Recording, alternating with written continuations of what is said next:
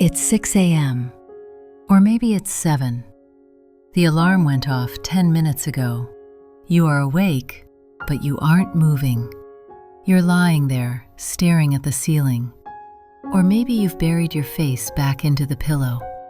Your body feels heavy, doesn't it? Like gravity is pulling you down twice as hard this morning. In your mind, there is a list. A long, demanding list of things you promised yourself you would do today. You promised you would exercise. You promised you would write that report. You promised you would finally start learning that new skill. But then, a voice whispers in your head. It says, "Not yet. I don't feel like it. I'm too tired. The bed is too warm. Let's just start tomorrow. Tomorrow, I'll feel ready. Tomorrow, I'll have the energy."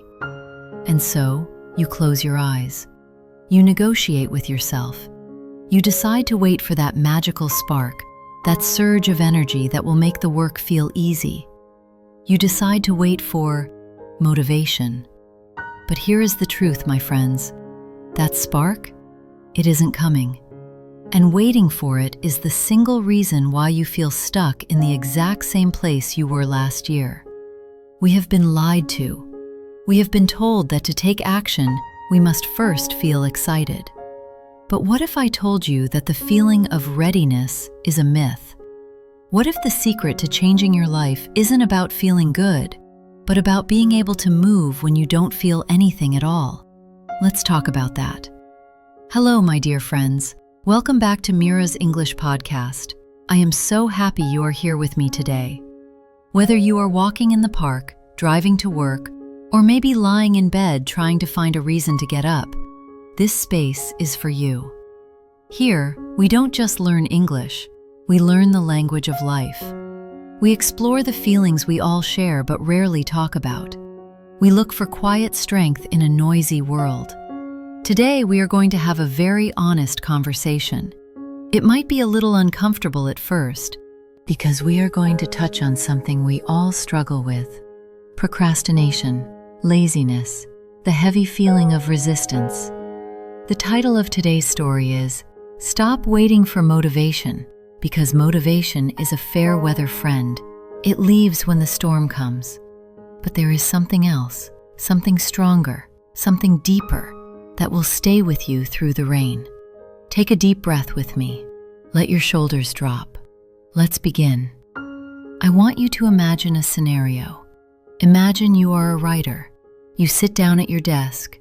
The coffee is hot. The sun is shining perfectly through the window. Your favorite song is playing. You feel energized, inspired, and the words just flow out of you like water. You write 5 pages in an hour. You feel amazing. We call this being in the zone. We call this motivation. And it feels wonderful. It feels like flying. But now, imagine the next day. It's raining. You didn't sleep well. The coffee tastes a bit bitter. You sit at the desk, and the screen is blank. Your brain feels like fog. You don't want to write. You want to scroll through your phone. You want to watch a movie. You want to do literally anything else but the work in front of you. Most people, perhaps 90% of people, will stand up and walk away. They will say, "I have writer's block," or "I'm just not inspired today." We treat our goals like they are hobbies. We only do them when it feels fun, when it feels easy.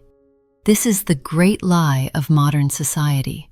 Social media shows us 15-second clips of people working out, studying, or working with big smiles on their faces. We see the highlight reel. We think that successful people have some secret source of infinite energy. We think they wake up every single day excited to grind. So when we wake up feeling tired, we think something is wrong with us. We think, "I'm just lazy," or "I'm broken." But let me tell you a secret. No one feels like it. The athlete winning the gold medal, they didn't feel like waking up at 4 a.m. on a freezing Tuesday to run in the dark. The writer who published the best-selling book, they didn't feel like staring at a confusing chapter for 3 weeks straight. The student who got the scholarship, They didn't feel like saying no to the party to study in the library. Motivation is an emotion, and like all emotions, like sadness, joy, or anger, it is temporary. It comes and it goes. It is like the weather. If you decided to build a house, but you only worked on days when it was 24 degrees and sunny, how long would it take to finish that house? Decades, maybe never. Relying on motivation is like trying to drive a car using lightning as fuel. Yes, lightning is powerful. Yes, it's bright. But you can't predict when it will strike, and you certainly can't store it in a bottle. If you want to get to your destination, you don't need lightning. You need an engine. You need fuel that burns slow and steady, even when it's raining, even when it's dark. That engine has a name. It's called discipline. But I don't like using that word too much because it sounds harsh. It sounds like a punishment. Let's call it something else. Let's call it devotion. There is a wonderful author named Steven Pressfield, and he wrote about the difference between an amateur and a professional. Now, I don't mean professional as in someone who gets paid. I mean it as a mindset. The amateur lets their feelings dictate their actions. The amateur wakes up and asks, "How do I feel today?" If the answer is tired, the amateur goes back to sleep. If the answer is anxious, the amateur avoids the work. The amateur believes that the world should align perfectly for them to perform. The professional? The professional feels the exact same things. Please remember this. The professional is not a robot. They feel the cold floor in the morning. They feel the heaviness in their eyes. They feel the fear of failure. They hear the voice that says, "Let's just skip today." But the professional does not ask, "How do I feel?" The professional asks, "What do I need to do?" There is a separation, a disconnection between their feelings and their actions. This is a profound spiritual shift. It is the moment you realize that your hands can move even if your heart is pounding with fear. Your legs can walk even if your mind is screaming, "Stop." You can type an email even if you feel annoyed. You are not your feelings. You are the observer of your feelings, but you are the master of your actions. Think about a time when you had to take care of someone else. Maybe your child was sick in the middle of the night, or your friend needed you during a crisis. Did you ask yourself if you were motivated to help them? Did you check if you were inspired to wake up at 3 a.m. to bring them water? No, you just did it. You did it because it was necessary. You did it because of love. You did it because you were committed. Why is it so easy to show up for others, even when we are exhausted, but so hard to show up for ourselves? It is because we don't take our own promises seriously. We think our dreams are negotiable. We think, if I skip my English practice today, no one will know. No one gets hurt. But someone does get hurt. You get hurt. Every time you say you will do something, and then you don't do it because you didn't feel like it, you are teaching your brain a dangerous lesson. You are teaching your brain that your word means nothing. You are teaching yourself that you cannot be trusted, and this creates a cycle of shame. You wait for motivation. It doesn't come. You don't do the work. You feel guilty. You feel weak. This guilt makes you feel even heavier, draining your energy further. So the next day, you have even less motivation, and the hole gets deeper. How do we break this? How do we climb out of this hole when we feel like we have no strength left? We have to flip the script entirely. We have to stop waiting for the feeling to cause the action. We have to understand that the action causes the feeling. I want you to listen to this carefully. This is the most important concept we will discuss today. Most people think the order goes like this. Step 1, get motivated. Step 2, take action. They sit around, watching inspirational videos, listening to loud music, waiting for step 1 so they can get to step 2. But psychology tells us that is actually backwards. The real loop is: Step 1, take action. Step 2, get motivated. Think about going to the gym. The hardest part is never the running. The hardest part is never the lifting of the weights. What is the hardest part? It is putting on your shoes. It is finding your keys. It is walking out the door. Have you ever noticed that once you have been running for 5 minutes, you suddenly feel fine? Actually, you might even feel great. The endorphins kick in. You think, wow, I'm glad I came. I could do this for another 30 minutes. Where did that motivation come from? It didn't come before you started. It came after you started. Action produces momentum, and momentum produces motivation. But how? How do we force ourselves to take that first step when the resistance feels like a physical wall? How do we put on the shoes when the sofa is so comfortable? We need to stop looking at the mountain. When you look at the top of the mountain, you feel small. You feel overwhelmed. The brain panics. It says, "That is too high. I cannot climb that." So you freeze. Instead, we must learn the art of stupidly small steps. When your brain sees a task like write a report, it triggers a pain response. It anticipates hours of boredom and struggle. So it resists. But what if you changed the goal? What if the goal was not write the report? What if the goal was just open the laptop? That's it. You don't have to write. You just have to open the laptop. Can you do that? Of course, it takes 2 seconds. It requires 0 motivation. But once the laptop is open, you say, okay, I will just write 1 sentence. Just 1. And usually, once that 1 sentence is written, the resistance breaks. The dam opens. I call this the 5-minute rule. Tell yourself, I will do this for just 5 minutes. If I still hate it after 5 minutes, I am allowed to stop. Here is the magic. You almost never stop. The hardest part of a rocket launch is the first few seconds, getting off the ground. Once it is in the air, it needs much less fuel. You are the rocket. You just need to trick your brain into leaving the ground. I want to try something with you right now, a small experiment. I want you to think of that one thing you have been avoiding. You know what it is. It's been in the back of your mind all week. Got it? Okay. Now ask yourself, what is the stupidest, smallest first step you can take towards that? Not the whole thing, just the tiny 2-minute opening move. Can you do that today? Not tomorrow, today. Because waiting for tomorrow is a trap. Tomorrow is a mystical land where we are all perfect, energetic, and brave. But we don't live in tomorrow, we live in today. And today requires us to move, even if we move slowly. Now let's talk about the word discipline. I know, it feels cold. It feels like a military drill sergeant yelling in your face. We often think discipline means punishing ourselves. We think it means denying ourselves pleasure. But I want to offer you a new definition, one that changed my life completely. Discipline is the strongest form of self-love. Think about it.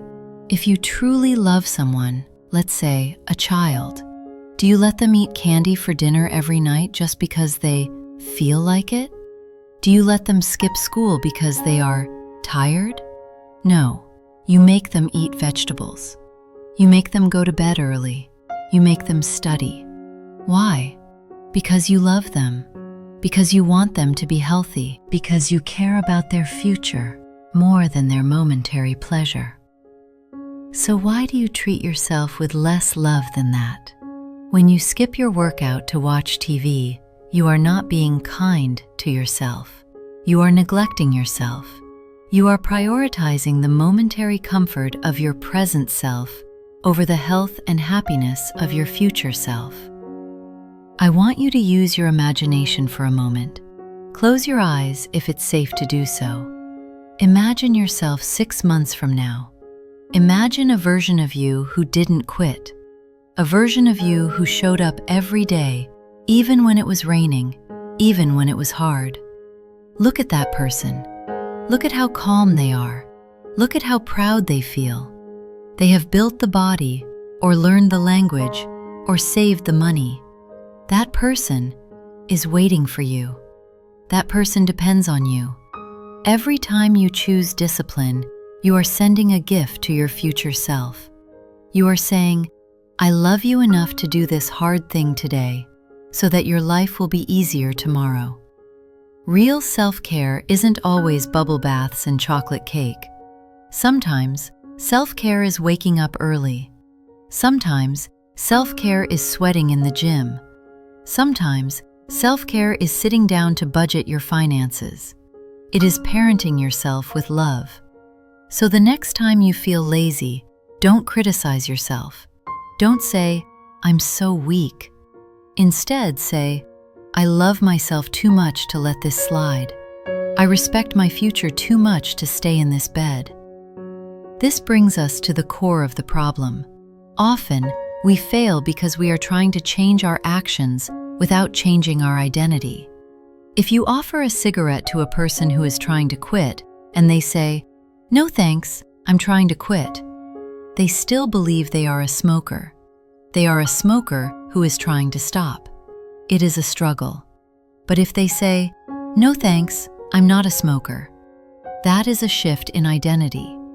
The action becomes easy because it aligns with who they believe they are. You need to stop saying things like, I'm a lazy person. I'm always late. I'm just not motivated. Your words are spells. When you say them, you make them true. You give your brain permission to act that way. Start changing the story, even if you don't believe it yet. Say, I am the kind of person who shows up. Say, I am disciplined. Say, I keep my promises to myself. Every time you take a small action, every time you do the 5-minute rule, you are casting a vote for this new identity. You are proving to yourself, see, I did it. I am capable. Confidence doesn't come from shouting affirmations in the mirror. Confidence comes from a stack of undeniable proof that you are who you say you are. And you build that stack one small, unglamorous brick at a time. But Mira, I can hear you asking, what about the days when everything goes wrong? What about when life gets truly overwhelming? There is a strategy for that too. It is called the non-negotiable baseline. One of the reasons we wait for motivation is that we make doing the right thing too difficult. We create friction. If you want to run in the morning, but your shoes are in the closet, your clothes are in the laundry, and your headphones are not charged, of course you won't run. The friction is too high. Your brain sees 3 obstacles before the main event. The professional eliminates friction before they need the motivation. They put the clothes next to the bed the night before.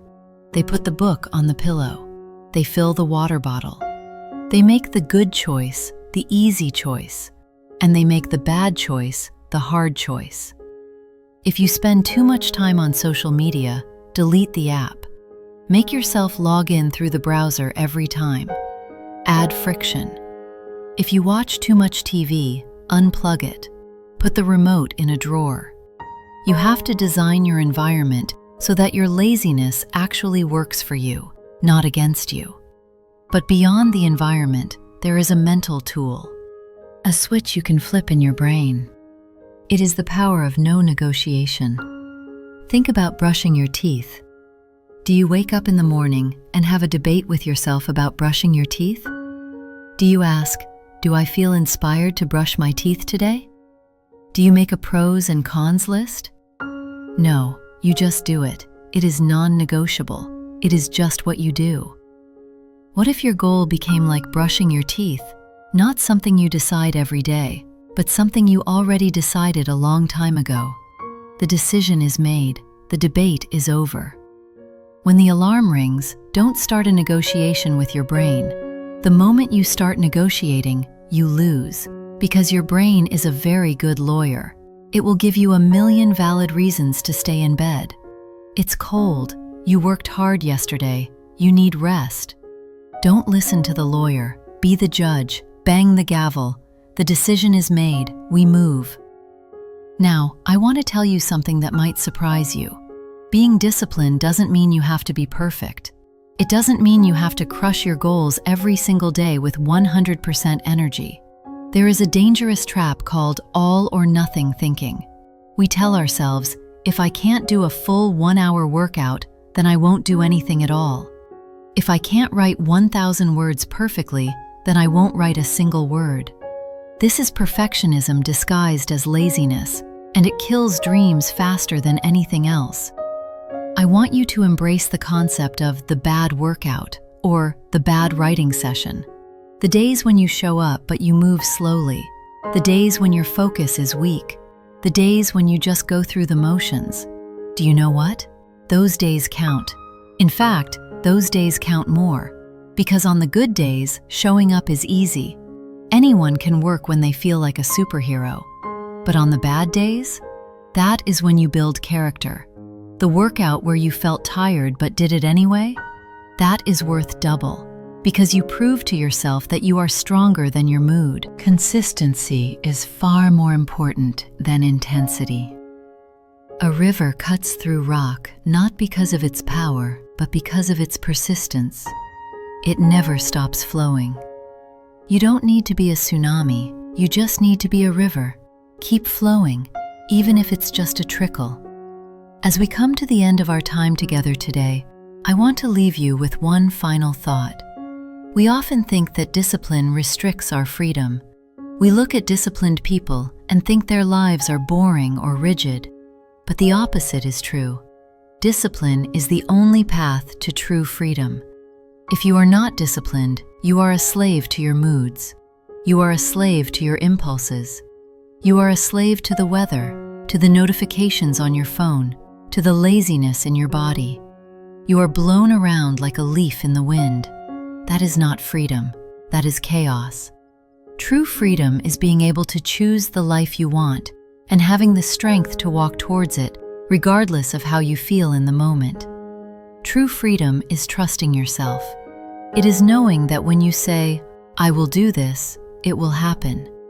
Imagine the peace of mind that comes with that trust. No more guilt. No more anxiety about unfinished tasks. No more late-night regret. Just the quiet satisfaction of a promise kept. So, stop waiting. Stop waiting for the lightning to strike. Stop waiting for permission. Stop waiting for the perfect time. The motivation you are looking for is not out there. It is not in this video. It is not in a book. It is waiting for you after you start. It is hiding inside the work. I have a question for you, a small challenge. I want you to think about that stupidly small step we talked about earlier. What is the one thing you will do today? Not tomorrow, but today, even if you don't feel like it. Is it washing the dishes? Is it reading one page? Is it doing 5 push-ups? Tell me in the comments below. Write it down. Make it a promise to our community, and more importantly, a promise to yourself. I read every single comment, and I will be cheering for you. If this episode spoke to you, if it helped you feel a little less alone in your struggle, please share it with a friend who might need to hear this. And remember to follow the podcast so we can continue these conversations. Be gentle with yourself when you stumble, but be firm with your promises. You are capable of so much more than you think. You just have to begin. I'm Mira. Thank you for listening. Now, go do that one small thing.